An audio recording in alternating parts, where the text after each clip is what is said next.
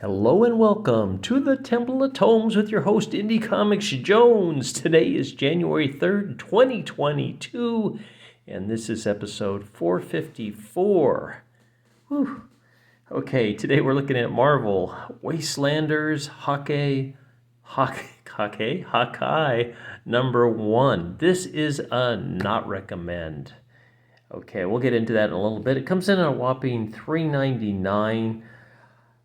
Pretty neat looking cover here. We've got Hawkeye, and I don't know if because he's blind, I'm not sure why they got him blindfolded, but he is blind in here, or maybe he's going blind, and maybe that's why they have him blindfolded. I don't know, but he's learning how to use his bow without his sight.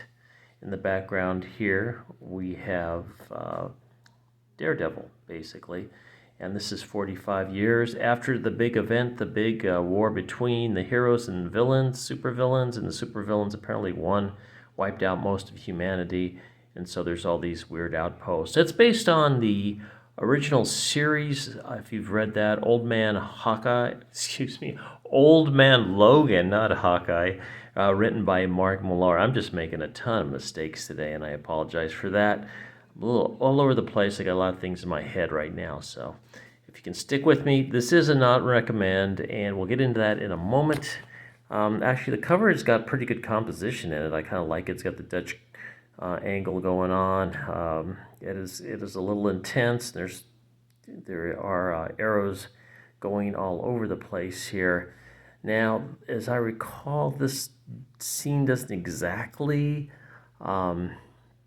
happen in the book, but there are elements of it at different times that you could see this happening.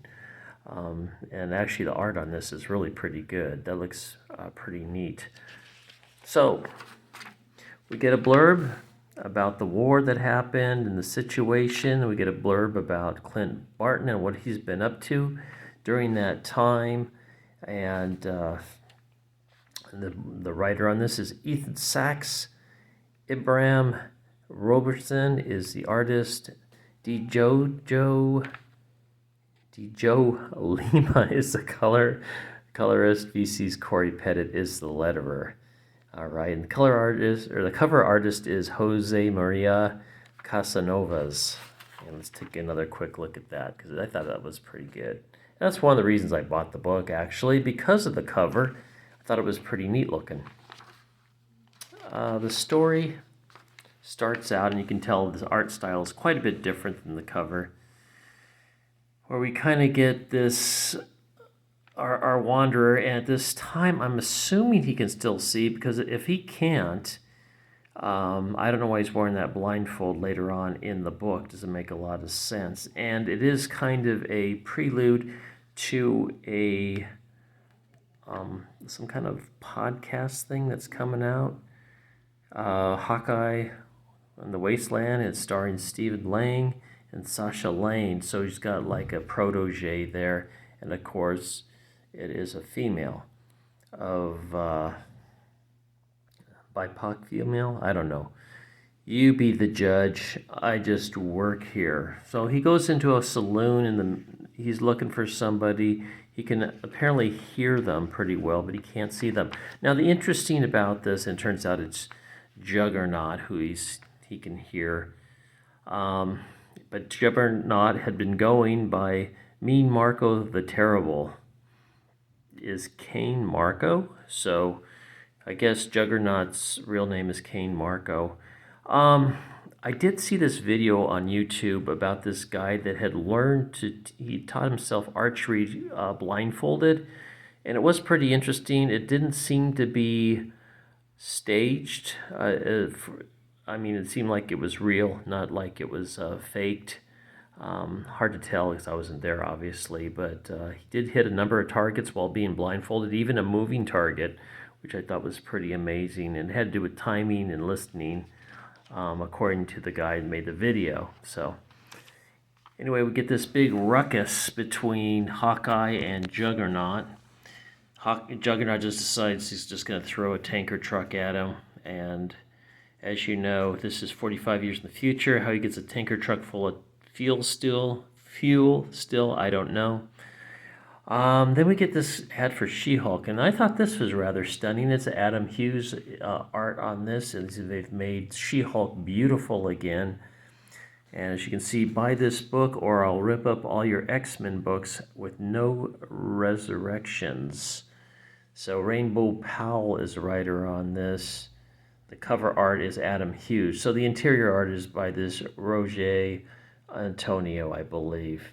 Coming out this month. So, going back to Hawkeye, gets the tanker truck thrown at him. I'm getting distracted really badly here, and I apologize. It blows up, and Daredevil comes to his rescue. Daredevil, of course, being blind, is going to teach, not only take care of Juggernaut temporarily, but teach Hawkeye in the ways of blind, what do you call it, Warcraft? I don't know what you call it.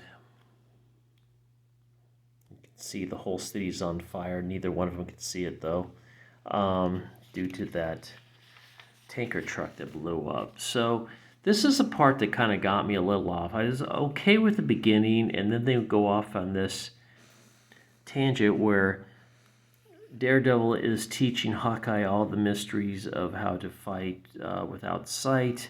And we get this almost Doctor Strange type looking atmosphere. And it's all this medical, physical talk and, be the ball type stuff. And, I can't think what his name is now, but I just call him Daredevil. Matt something.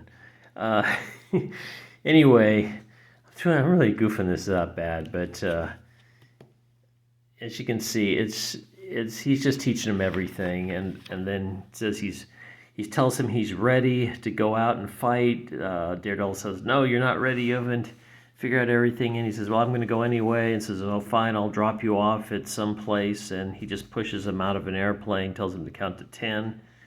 And he ends up, of course, supposedly at the wrong place, but it turns out it's not the wrong place. And Hawkeye lands, he senses ninjas coming at him. How he knows they're ninjas, I don't know, but they attack him. The whole thing's a little bit, I don't know, it's not very humorous, it's not very intriguing. He's got this special delivery he has to make when he finds his final enemy. He's got all these bombs on him, but you're not sure how he's packing them.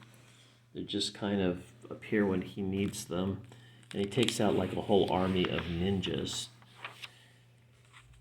When he finally gets to the last person, it turns out it's Elektra. And if you remember, Elektra and Daredevil kind of had a thing for each other. And Elektra's looking a little old. And this is where Hawkeye releases the secret weapon, supposedly. He doesn't know what it is, but he can sniff it, and he realizes it's just flowers.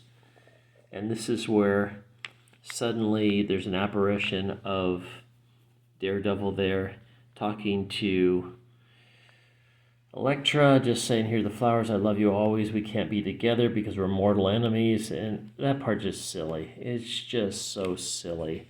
So we'd have to fight if we saw each other in person, and she agrees with that. And then lets Hawkeye go because he's delivered this nice message to her. It's just silly, and then we get the end. So I'm thinking this was probably a one-shot, unless it's leading into that podcast. Somehow they're going to have a comic book supplement for it. So I'm not really excited about this, and I really didn't care for the art that much. It is okay, but compared to the cover, it didn't live up to the cover standards, in my opinion. So the next Wastelanders, I guess they're going to go through the whole lineup here. They may have already done a couple, I just missed them. Is Star-Lord, so we get like an aged Star-Lord, and I'm looking forward to that. And you can listen to the original scripted podcast on Sirius XM. there you go. So for Surfer Rebirth, number 1, this is Ron Mars and Ron Lim working on this. Legendary creators, I might add. And M&M ad. So that's it. It's a not recommend. Sorry to say, I feel a little duped getting it because I picked it up because of the cover looks so incredibly cool. The book, the story was not cool though. It seemed like it was meant for Valentine's Day. Perhaps would have made more sense, at least bringing the romantic part in. But on this particular one, I expected more of a Hawkeye story, and I feel like I got a love story between Elektra and Daredevil. So, not recommend. So thank you for stopping by and sticking through this video if you've gotten that far in it. Please like, please subscribe, please share, please leave comments if you want, and we'll see you next time at the Temple of Tomes. This is Indie Comics Jones bidding you adieu.